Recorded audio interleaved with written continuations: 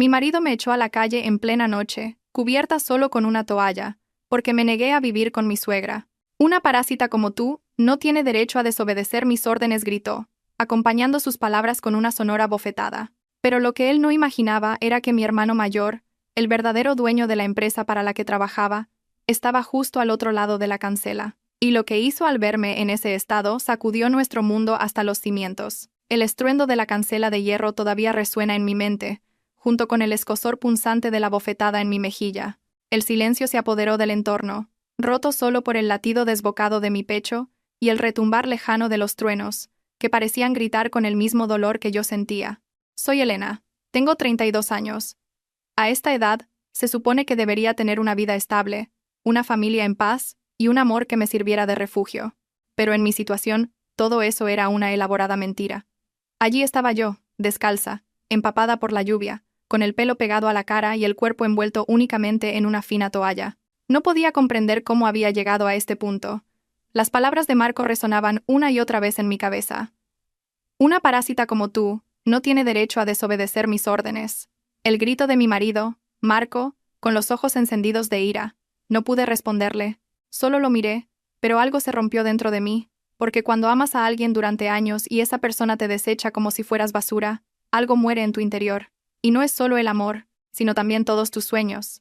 Apenas unos minutos antes, había comenzado nuestra discusión sobre el mismo tema de siempre. Elena, no voy a repetirlo más, dijo Marco con firmeza. Mi madre se viene a vivir aquí la semana que viene. Fin de la discusión. Pero Marco, no estoy de acuerdo. Ya lo hemos hablado antes. No será bueno para nuestra relación y sabes perfectamente cómo me trata. ¿Me estás desobedeciendo?, preguntó. Su voz bajó de tono, pero apretaba los dientes con rabia. Solo estoy defendiendo mi lugar en esta casa, en esta vida, respondí. Siguió un silencio ensordecedor. Y después, la tormenta. Marco, un empresario de éxito al que el poder se le había subido a la cabeza. Desde que consiguió su primer gran contrato, no estaba acostumbrado a oír un no, especialmente de mí. Yo, Elena, su apoyo incondicional, su aliada, la mujer que abandonó su propia carrera como arquitecta para apoyarlo en cada uno de sus proyectos, para construir un hogar, para cuidarlo detrás de su éxito. Pero esa noche, cuando me negué a obedecer sin rechistar, cuando él perdió el control, no importó que fuera su esposa, no importó que el servicio doméstico nos estuviera mirando, me trató como a una empleada rebelde, me llamó parásita, me gritó, y luego, sin más, me empujó fuera de casa, sin ropa, sin zapatos, sin dignidad. Sentí un frío que me recorrió la espalda como una descarga eléctrica. La cancela se cerró de golpe y, con ella, comenzó a caer una lluvia torrencial.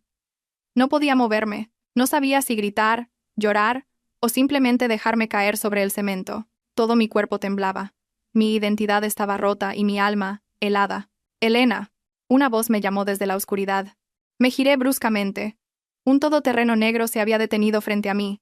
La ventanilla bajó, y allí estaba él, con el rostro serio y una furia contenida en los ojos. Mi hermano. Sergio.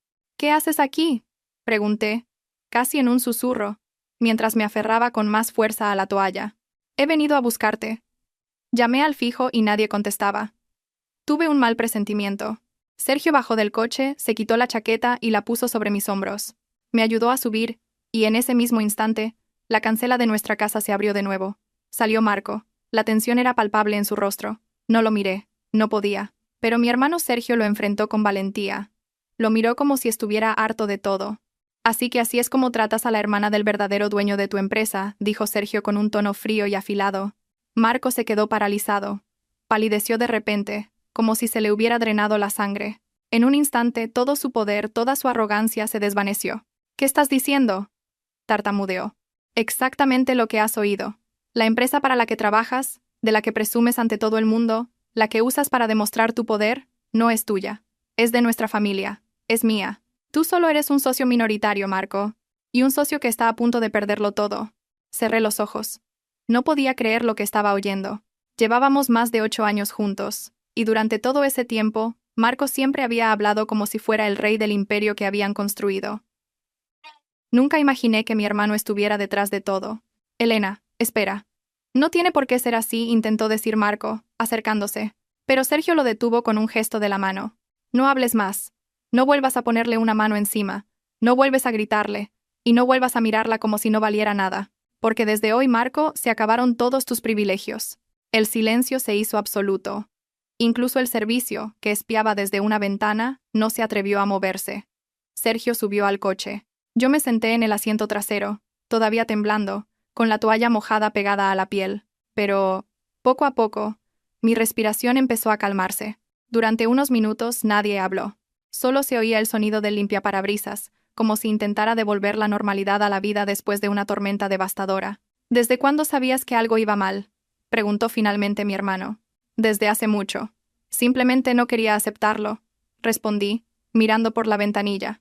Pensé que si era más paciente, si lo entendía más, si aguantaba un poco más, todo cambiaría. ¿Y por qué no dijiste nada? Porque no quería fracasar. Pensé que ese era el precio del amor. Porque eso es lo que me enseñaron. Que una buena esposa se queda, lucha, cuida, aunque nadie la cuide a ella. Sergio tragó saliva. Él no era un hombre de muchas palabras, pero esa noche comprendió el peso que su hermana había llevado durante tantos años. Elena, lo que hiciste fue valiente. Y no estás sola. Me giré y lo miré. Por primera vez en mucho tiempo, sentí que alguien me veía de verdad. ¿Sabes qué es lo más doloroso?, dije. No es la bofetada, no son los gritos. Lo más doloroso es darme cuenta de que él ya no me veía como una persona, sino como un obstáculo, una sombra. Sergio apretó el volante con fuerza. La lluvia seguía cayendo, como si el cielo también llorara por mí. Entonces, es hora de que dejes de ser una sombra, respondió. Es hora de que recuperes tu lugar. No contesté. Pero en mis ojos, algo se encendió de repente. No era ira. No era venganza. Era algo más profundo. Algo que Marco había intentado matar durante años. Mi dignidad. La historia de Elena no terminó esa noche. De hecho, apenas comenzaba. Y aunque estaba descalza, herida y con el alma rota, una parte de ella sabía que nunca más permitiría que nadie la pisoteara. Dentro de aquel coche, empapada y temblando, no era una derrotada. Estaba despertando, y lo que haría a continuación, nadie podría imaginarlo. El aire dentro del coche se volvió pesado. Mi hermano me miró por el retrovisor, pero no dijo nada. Yo todavía no podía hablar. Tenía un nudo en la garganta y el corazón me latía con una extraña mezcla de rabia y humillación. La piel se me erizaba y se pegaba a la toalla, ahora más pesada por la lluvia que por el frío. Madrid parecía dormir, pero en mi mente, todo estaba despierto. Los recuerdos llegaban como olas, uno tras otro, recuerdos que había intentado enterrar solo para seguir adelante, pero ahora volvían con una claridad que dolía. A los 27 años dejé mi trabajo como arquitecta en una firma de renombre. Era la única mujer en un equipo de diseño masculino. Había ganado premios, conseguido grandes contratos y empezaba a hacerme un nombre en el sector. Pero en la cima de mi éxito, llegó Marco. Brillante, seguro de sí mismo, y con promesas que parecían sacadas de una película. Eres diferente, Elena. Eres la mujer con la que quiero estar. No detrás de mí, no por debajo, sino a mi lado. Y yo, agotada de luchar por cada espacio, cada idea, cada éxito, le creí. Cariño, solo necesito que estés a mi lado mientras construyo esto, me dijo una noche, cuando empezamos a planear nuestra vida juntos. Después, será tu turno. Era el tipo de promesa que se hace con los ojos cerrados y las manos entrelazadas. No lo dudé. Presenté mi dimisión, empaqué mis cosas y me mudé a su casa. Nunca me pregunté si esa decisión era justa. En aquel momento, lo llamé amor. Pero el después nunca llegó. Lo que llegó fue su madre, doña Matilde, una mujer elegante de rostro severo y voz suave, capaz de humillarte sin levantar el tono. No eres suficiente para mi hijo, me dijo. Apenas unas semanas después de nuestra boda. Pero te acepto porque, por ahora, te quiere. Desde entonces, cada desayuno con ella era un examen, cada visita una inspección. Doña Matilde siempre encontraba la manera de demostrar que todo era su territorio. Movía los muebles sin avisar. Corregía cómo doblaba las fundas de las almohadas. Censuraba mis conversaciones. Hija, no necesitas fingir que sabes de negocios, dijo un día delante de los invitados. Para eso está Marco. Tú solo preocúpate de que esta casa funcione correctamente. Sonreí, pero por dentro me sentía aplastada. La primera vez que intenté volver a trabajar en mis propios proyectos, Marco no fue grosero, fue peor, fue condescendiente. ¿Arquitectura? Cariño, no es el momento. Estamos a punto de cerrar el contrato con la naviera.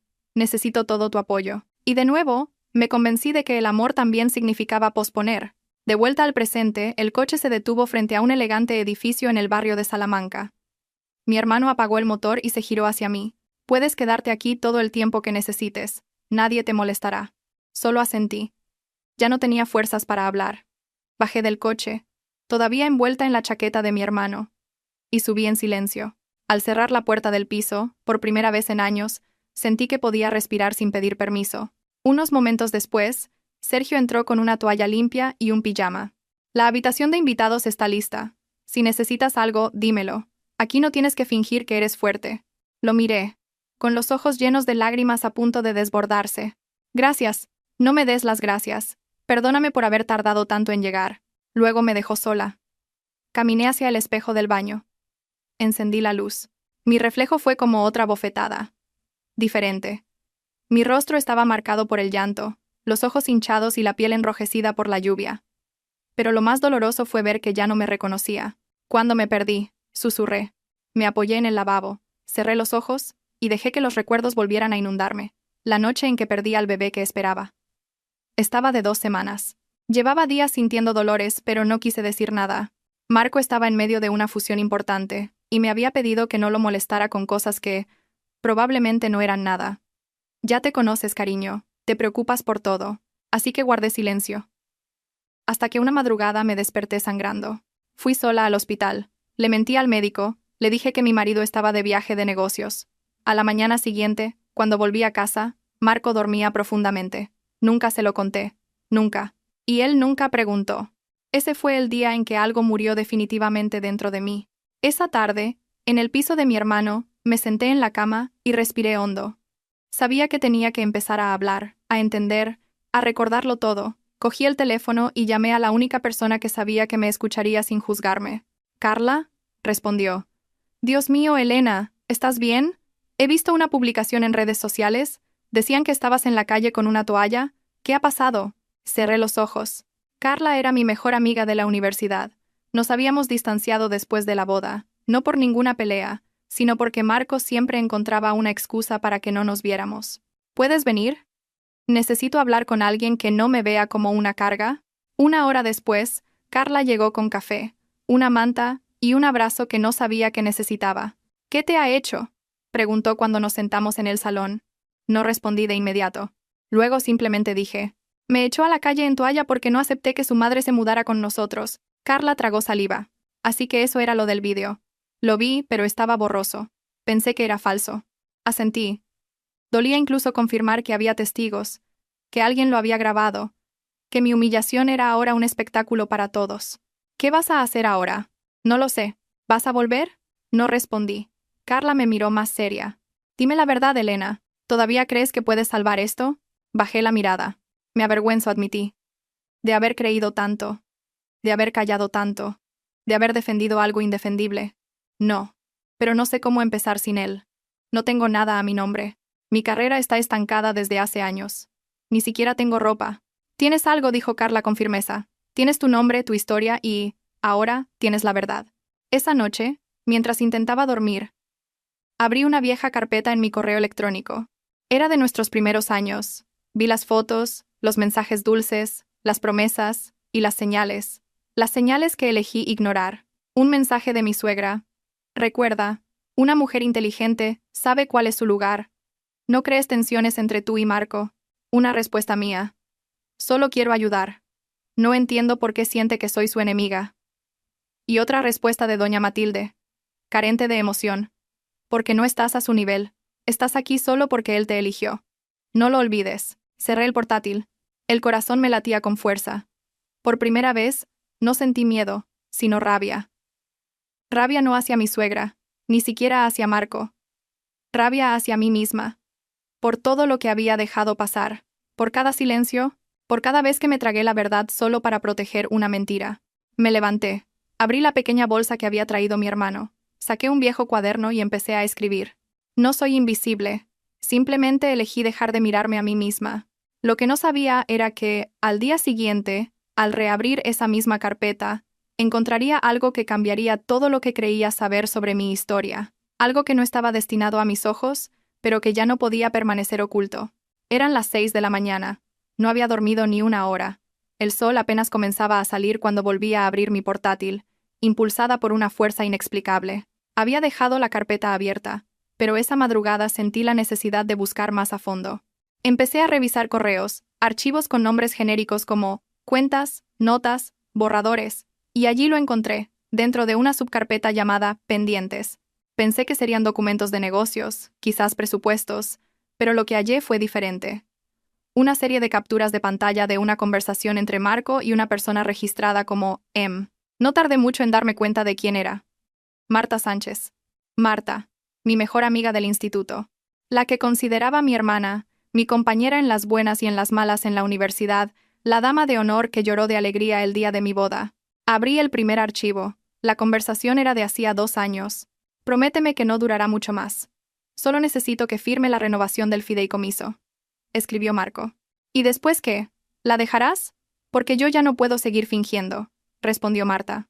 La dejaré, pero quiero asegurarme de que no cause problemas en el negocio. Si se va ahora podría dañar el nombre de mi familia. Marta respondió con un emoji de fuego y luego una frase que me dejó sin aliento. Nosotros contra el mundo, ¿verdad? El mismo tono. Las mismas palabras que él usaba conmigo. Me quedé helada, como si me hubieran arrojado un cubo de agua fría. No lloré. Todavía no. Primero, la negación. Esto no es real. Quizás hay otro contexto. Quizás es otra M. Quizás es una broma. Quizás... Pero seguí leyendo. Había decenas de mensajes, conversaciones llenas de dobles sentidos, planes compartidos, fechas, lugares, detalles dolorosamente específicos. En una conversación, Marta describía la lencería que llevaba puesta después de una reunión con Marco. En otra, Marco decía, anoche dormí a su lado pensando en ti. Eso también cuenta como fidelidad emocional, ¿no? Ahí fue cuando mi cuerpo se rindió. Cerré el portátil, corrí al baño y vomité. No por lo que había visto, sino por todo lo que había elegido no ver. Recordé una noche, un mes después de nuestro primer aniversario, en una cena con inversores. Había pasado semanas preparando una propuesta de diseño para un nuevo centro comercial. Marco me había prometido, esta es tu noche. Cuando finalmente estaba hablando con el socio principal, Marco se acercó sonriendo y dijo en tono de broma, no le hagan mucho caso, todavía está aprendiendo. Todos rieron, menos yo. El inversor cambió de tema. Me quedé con la sonrisa congelada. Esa noche, lloré en el baño del restaurante. Y fue Marta quien me acompañó. Fue ella quien me dijo desde el otro lado de la puerta. No te lo tomes tan a pecho. Los hombres poderosos son así. No lo hacen con mala intención, solo les gusta ser los protagonistas. En ese momento, creí que Marta me estaba consolando. Ahora, lo entendía. Me estaba manipulando, encubriendo a Marco, asegurándose de que yo no reaccionara. Volví a la habitación. Me senté en la cama. El amanecer filtraba una luz pálida a través de las cortinas. Y con esa luz, llegó la verdad más dolorosa de todas. Llevaba mucho tiempo sola. La soledad no había empezado la noche que me echó. Empezó mucho antes. Cuando dejé de recibir mensajes de mis amigos. Cuando mi familia empezó a distanciarse para no incomodar a Marco. Cuando Marta se convirtió en mi única aliada. Y resultó que ella era también mi espía más cercana. Recordé un mensaje de mi hermana pequeña de hacía unos meses. Elena, no entiendo por qué ya no vienes a casa. Mamá dice que siempre tienes una excusa. Mi respuesta fue, estoy ocupada. No entendéis el mundo de Marco. Sí, no lo entendían. Y yo tampoco. Solo obedecía. Alguien llamó a la puerta del piso. Era mi hermano, Sergio. ¿Has dormido algo?, preguntó al verme. Negué con la cabeza. He encontrado algo, dije, casi en un susurro. Sergio entró. Escuchó en silencio mientras le contaba todo. Cuando terminé, no habló durante unos segundos. Luego, con una calma controlada, preguntó, ¿todavía tienes esas capturas de pantalla? Sí. Las he guardado. Perfecto, envíamelas. ¿Qué vas a hacer? Lo que debería haber hecho hace mucho tiempo. Sergio dudé. ¿Desde cuándo sabías que él no era la persona que yo creía? Bajó la mirada y respondió. Siempre lo sospeché, pero no tenía pruebas. Y lo defendías tanto. Tenía miedo de destruir algo que todavía querías cuidar. No quería cuidarlo, Sergio. Quería que funcionara. Porque pensaba que el amor se medía por cuánto tiempo eres capaz de aguantar. El amor no es eso, Elena. No es eso. Me sentía rota. Pero en esa fractura, algo nuevo estaba brotando. Una conciencia que antes no tenía. Una claridad que dolía pero liberaba. Poco después, recibí un mensaje inesperado de Marta. Elena, acabo de ver las noticias. ¿Estás bien? ¿Dónde estás? Estoy muy preocupada por ti. Sentí un nudo en el estómago. Marta seguía actuando. Seguía desempeñando su papel de amiga preocupada, como si todo lo que yo sabía no fuera real, como si nuestros años de amistad pudieran encubrir todas las mentiras. No respondí. En su lugar cogí mi móvil y miré fotos antiguas, juntas en bodas, cumpleaños, en la playa, en cafeterías. En cada foto, Marta sonreía como si la vida fuera una hermosa promesa, pero ahora, en todas esas fotos, solo veía una gran mentira. No pude evitar recordar las veces que Marta había sido comprensiva. Cuando Marco cancelaba nuestros planes, ella decía, «Seguro que está agotado». Lo entiendo. Cuando yo lloraba, Marta escuchaba, pero siempre terminaba justificando a Marco. Ahora entendía por qué. Era como si toda la historia de mi vida comenzara a desmoronarse, como si estuviera viendo mi propia vida desde fuera, con otros ojos. Ya no era víctima de una simple traición. Estaba despertando de un largo letargo, y aunque dolía, era necesario. Esa tarde, mi hermano volvió con noticias. Me ha llamado Marco. Estaba furioso. Dice que estás inventando historias, que tienes problemas emocionales. ¿Eso ha dicho? Sí. Y que Marta te ha metido ideas en la cabeza, que tú eres la inestable. Me reí. Una risa amarga pero firme. ¿Sabes qué es lo peor? Hace un año, si alguien me hubiera dicho que estaba exagerando, le habría creído. Pero ahora no. Ahora no, afirmó Sergio. Me levanté. Me acerqué a la ventana. La ciudad bullía afuera. Y yo, por primera vez en mucho tiempo, no me sentía pequeña ante el mundo. No sé cómo voy a levantarme de todo esto, dije. Pero sé que nunca más volveré a caer por la misma razón. Mi hermano se acercó. Me miró con un orgullo silencioso. No necesitas saber todas las respuestas ahora. Solo necesitas no seguir ignorando las preguntas. Esa noche, me senté a escribir. No sabía si era para un libro, un documento legal, o simplemente para sacar todo lo que llevaba dentro. Pero escribí. Hay personas que no te traicionan cuando te hieren. Te traicionan cuando fingen que te aman. Cuando se quedan a tu lado solo para controlarte. Cuando sonríen mientras, lentamente, te empujan hacia el abismo. Todavía no sé qué haré con esta verdad. Pero sé que ya no puedo quedarme en silencio. Porque el silencio ya no es protección. Es complicidad. Y esa complicidad se ha acabado. Elena dejó de escribir. Cerró el cuaderno con manos temblorosas.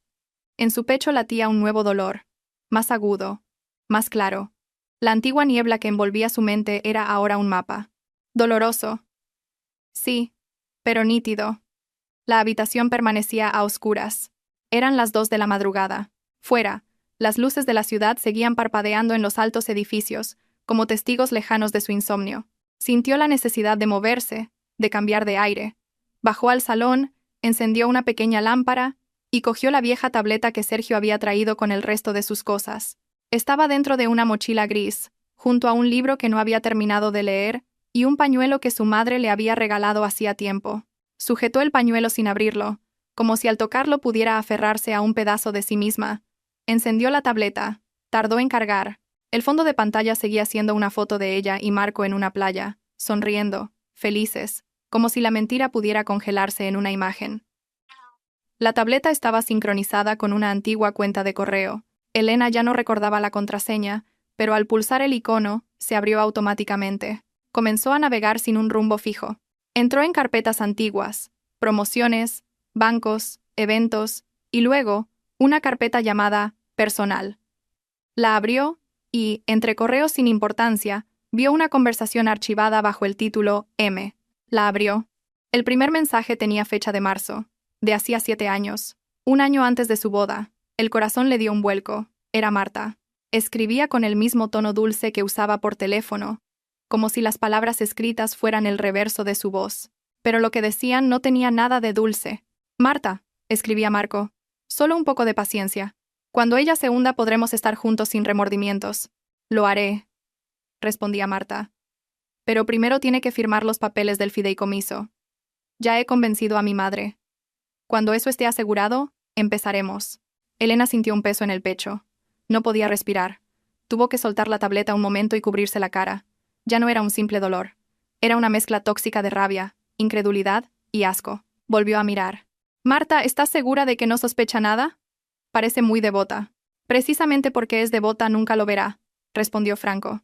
Ese fue el momento exacto en que el mundo que conocía perdió todo sentido. Ya no se trataba de una infidelidad física, era más profundo. La habían utilizado. Mientras ella organizaba su boda, ellos planeaban su caída. Mientras ella construía un hogar, ellos fabricaban una gran mentira. Elena se levantó. Deambuló por el salón sin rumbo. Necesitaba aire, pero la ventana estaba cerrada.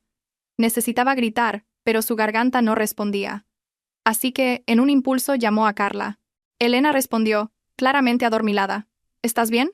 ¿Puedes venir ahora mismo? ¿Qué ha pasado? No preguntes. Solo ven, por favor.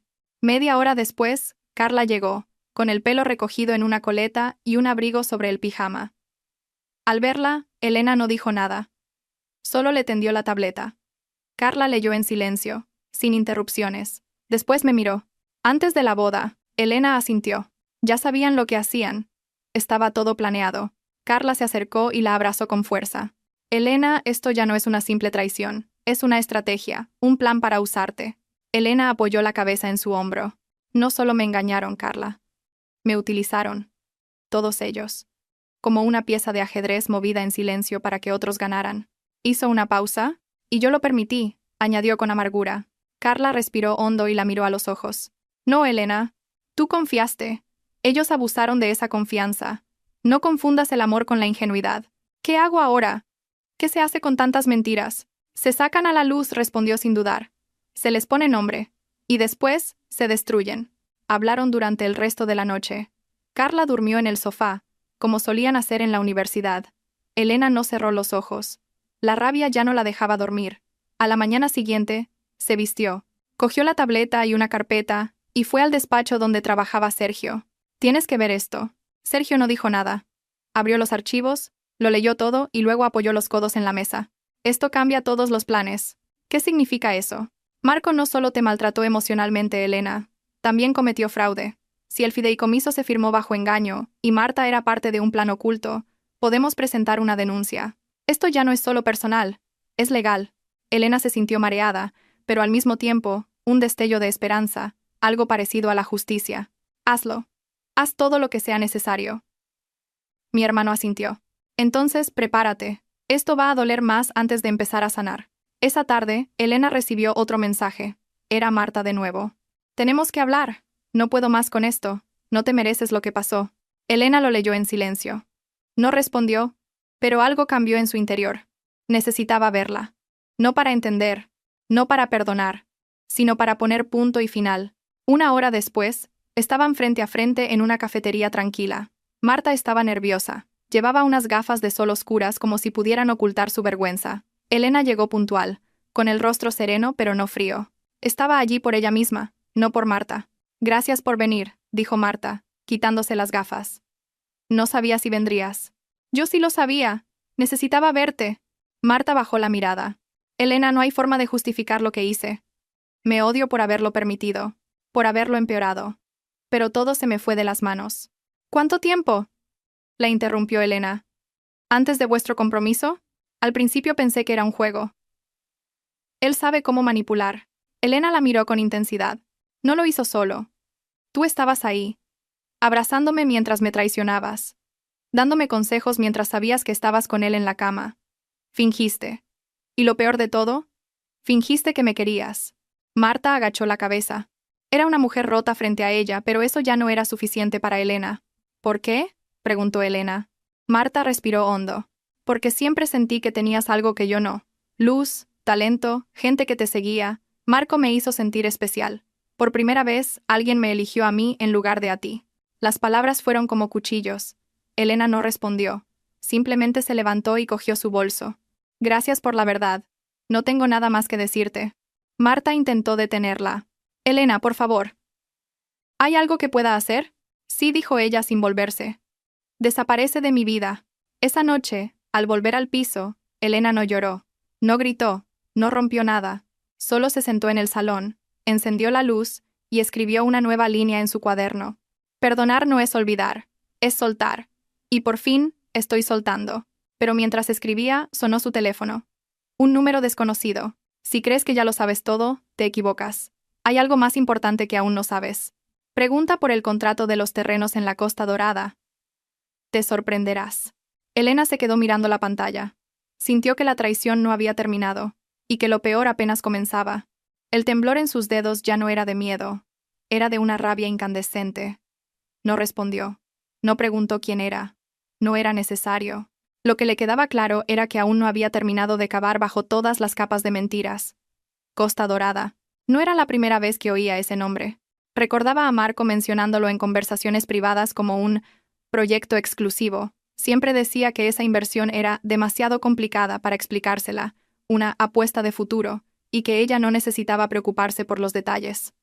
Ahora entendía por qué. Pasó toda la noche en vela, pero esta vez no por el dolor, sino por una determinación que le endurecía el alma. Buscó en su portátil, en viejos correos, en carpetas olvidadas, en recibos. A las 3 de la madrugada, encontró un documento escaneado en formato PDF. No era un contrato, era una autorización con su firma.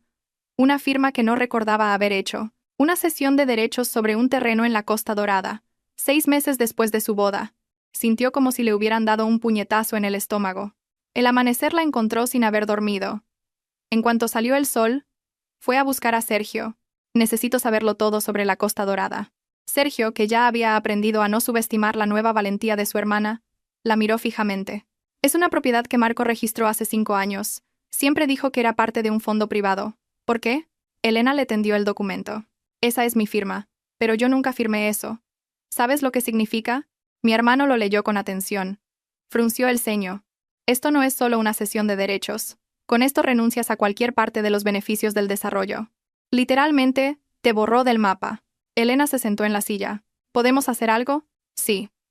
Si demostramos que la firma es falsa o que se obtuvo mediante engaño. Pero necesitaré tiempo. Y tú necesitarás valor, Elena. Lo que viene ahora no es una batalla emocional. Es una guerra legal y sucia, asintió. La herida ya no dolía como antes. Ahora ardía con un propósito.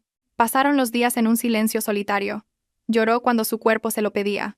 Vomitó una madrugada al recordar el día de su boda, la forma en que Marco le sonreía como si la amara de verdad, el sonido de los aplausos, la mirada orgullosa de Marta desde la primera fila. Todo tan impecable por fuera, todo tan podrido por dentro, pero después se levantaba.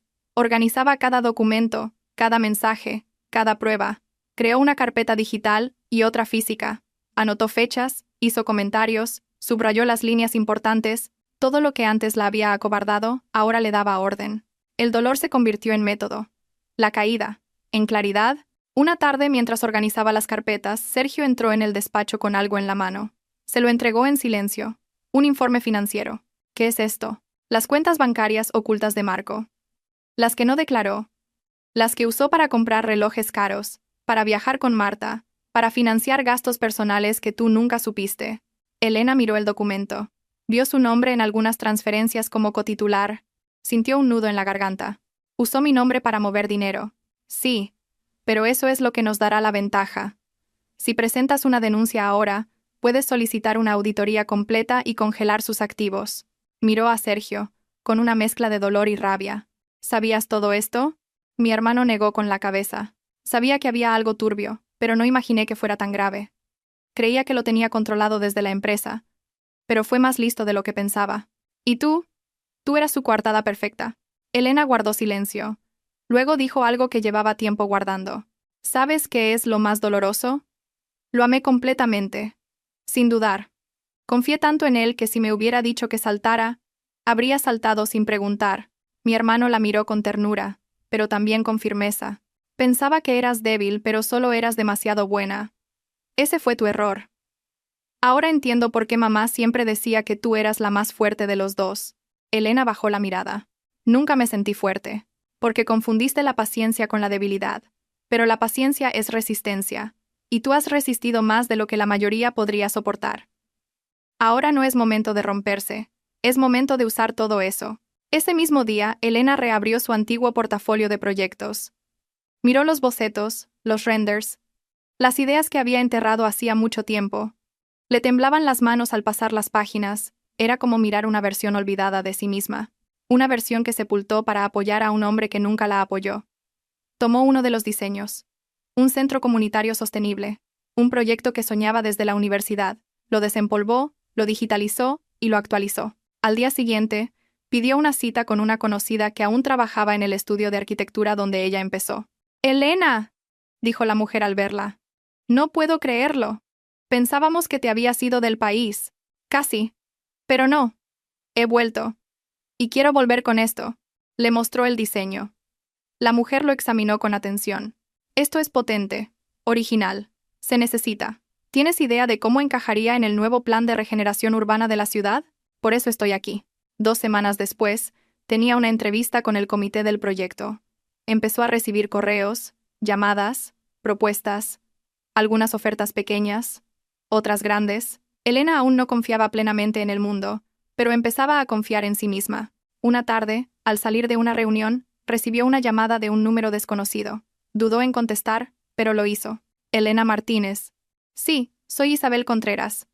Trabajo en la notaría donde se firmaron los documentos de los terrenos de la Costa Dorada. Hemos revisado los papeles debido a una solicitud judicial de revisión. Hemos encontrado inconsistencias en la firma. No coincide con sus registros oficiales. Necesitamos que venga aquí lo antes posible». Elena se quedó sin aliento. ¿Qué significa eso? ¿Que existe la posibilidad de que su firma fuera falsificada? ¿Se puede demostrar? Sí. Pero necesitamos su autorización para continuar la investigación. Depende de usted.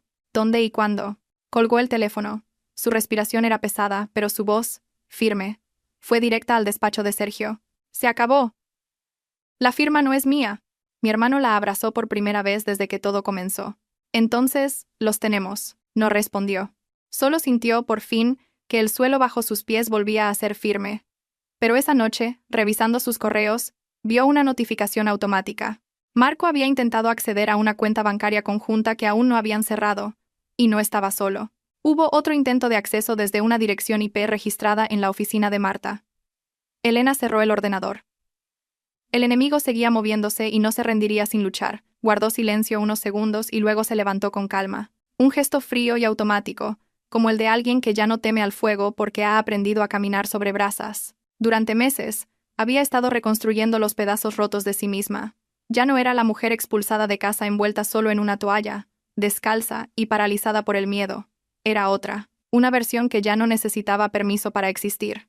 Una mujer armada con la verdad. La invitación llegó 3 días después. Una gala benéfica, el evento anual de la Fundación Doña Matilde. Su suegra, tan devota de la caridad pública como insensible al sufrimiento ajeno, era la anfitriona. El lema: «Fortaleciendo hogares». Sonrió ante la ironía del título. El sobre era dorado, con una caligrafía elegante. Su nombre completo estaba escrito en tinta negra. Supo, sin lugar a dudas, que era una provocación. Doña Matilde no enviaba invitaciones sin un motivo. Era una advertencia disfrazada de respeto, como todo lo que siempre hacía.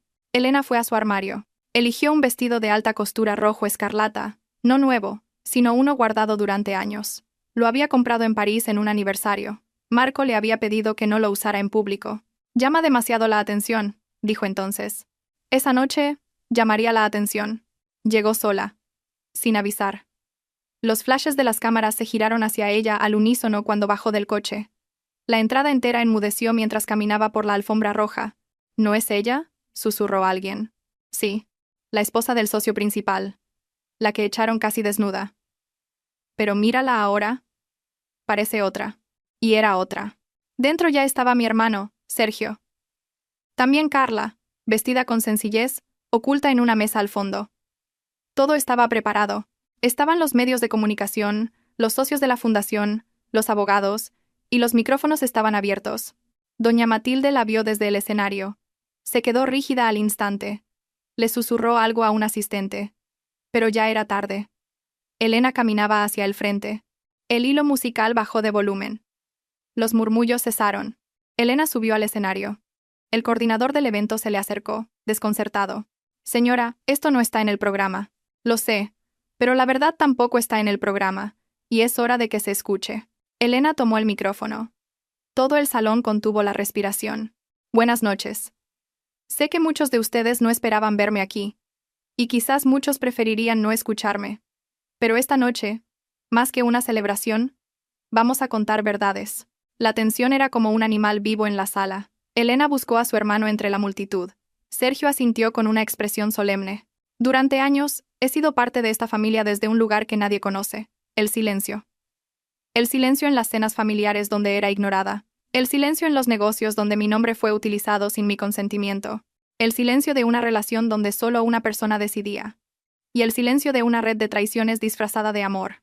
Un murmullo se extendió por el lugar. Marco se levantó de su asiento, visiblemente incómodo. En una mesa cercana, Marta bajó la mirada. Tengo en mi poder documentos que prueban la falsificación de mi firma en un contrato millonario. Grabaciones que demuestran el uso de mi identidad para desviar fondos. Y pruebas claras de una relación extramatrimonial mantenida durante años entre mi marido y la persona que se sentaba a mi derecha, como mi mejor amiga. Un técnico conectó su portátil al proyector. Las imágenes comenzaron a aparecer en la gran pantalla tras ella. Capturas de pantalla de mensajes. La firma falsa junto a la real. Extractos bancarios. Mientras esta fundación se ocupaba de hablar de hogares felices, yo vivía en uno donde se me decía cómo vestir, cómo callar, cómo quedarme. Donde el respeto era un lujo y la verdad una molestia. Doña Matilde se levantó, temblando. ¡Basta!, gritó. No es el momento ni el lugar. Estás arruinando una causa noble. Elena la miró directamente a los ojos. La única causa noble esta noche es la justicia. Usted lo sabía todo. Usted supervisaba las cuentas. Firmó como testigo en un contrato falso. ¿Quiere que sigamos? Porque también puedo proyectar su firma.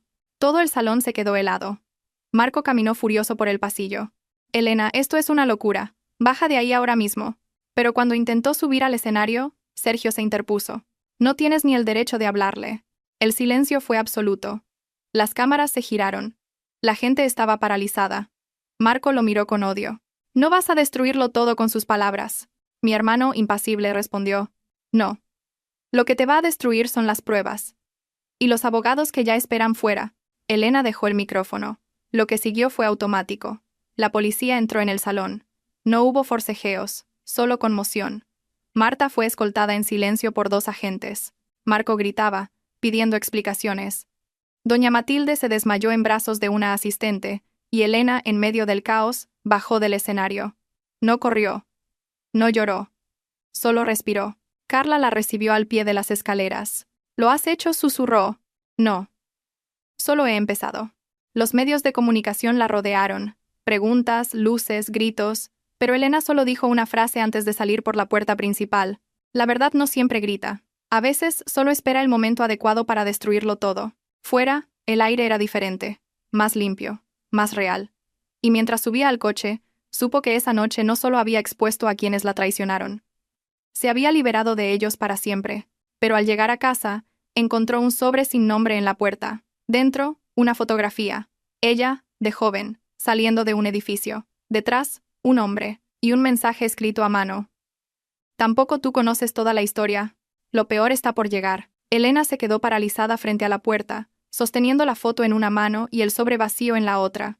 La imagen era nítida, tomada desde lejos. Era ella, con unos 24 años, saliendo de un edificio de oficinas. Detrás, un hombre, con la cámara ligeramente enfocada. No lo reconoció de inmediato, pero había algo familiar en su postura, en la inclinación de su cabeza. Entró en casa en silencio, dejando la puerta entreabierta, como si una parte de ella aún no quisiera entrar del todo. En los días siguientes, el sobre no se apartó de su mente. Había ganado. Marco se enfrentaba a cargos de fraude y falsificación de documentos. Marta había desaparecido de la vida pública tras el escándalo. Doña Matilde, en silencio, había dimitido de la fundación. Los medios la llamaban la mujer que rompió el ciclo, la esposa que desveló un imperio, la arquitecta del derrumbe. Pero Elena no celebraba. Todavía no. El sobre tenía un significado más profundo. Sugería que aún había piezas fuera del tablero. Secretos enterrados que ya no estaba dispuesta a ignorar. Mi hermano, Sergio, investigó.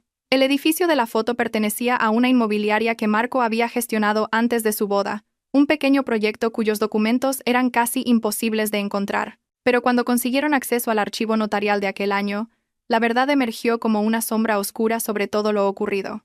Elena había sido utilizada como avalista de un préstamo millonario. Nunca lo supo. Allí estaba su firma. Otra falsificación. Esa deuda se pagó con dinero desviado de la empresa de mi hermano. Todo había comenzado incluso antes de la boda. Marco nunca la amó, no de la manera que ella conocía. La había elegido por conveniencia. Tenía un nombre limpio, una familia adinerada, un hermano con contactos. Era obediente, confiada, leal. Sabía que podía usarla sin que sospechara. Elena miró los documentos en silencio. No lloró. No gritó. Ahora el dolor ya no se quedaba en su cuerpo. Salía con su aliento, como si ya no lo necesitara. ¿Qué vas a hacer con esto?, preguntó Sergio. Nada. Ya no lo necesito para hundirlo. Él se hundió solo. Pero si lo mostramos, ya no se trata de derribarlo a él, se trata de levantarme yo, completamente, con la verdad y la cabeza alta. Y eso fue lo que hizo. Pasaron 3 meses. Elena se mudó de casa. Con la ayuda de sus abogados, vendió lo que quedaba de su antigua vivienda. Usó parte del dinero para abrir su propio estudio de arquitectura. El resto lo invirtió en una red de apoyo para mujeres víctimas de abuso psicológico en sus relaciones. No la llamó fundación. La llamó red, porque eso es lo que quería construir. Conexiones, apoyo, solidaridad. La primera vez que dio una charla pública, sintió un nudo en el estómago. Pero cuando subió al escenario vio los rostros entre el público. Mujeres de todas las edades, algunas con rabia en los ojos, otras con tristeza, muchas en silencio, y habló. Pensaba que el amor podía justificarlo todo, dijo al final.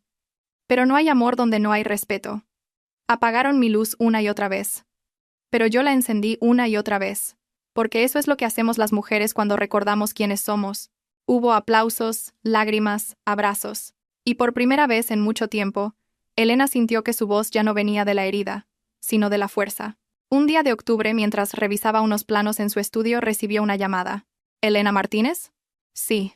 Llamo de la Comisión Internacional de Desarrollo Urbano. Su proyecto para el centro comunitario ha sido seleccionado. Nos gustaría invitarla a desarrollarlo con nuestro equipo en Lisboa. No se lo esperaba, pero no dudó. Hizo las maletas en silencio. Poco equipaje, algo de ropa, libros, sus cuadernos de dibujo, una carta de su madre y una pequeña caja con su nombre. Al abrirla, encontró algo que la detuvo. La toalla. La misma toalla que llevaba cuando la echaron. La había guardado sin pensar, quizás como un recuerdo o una cicatriz.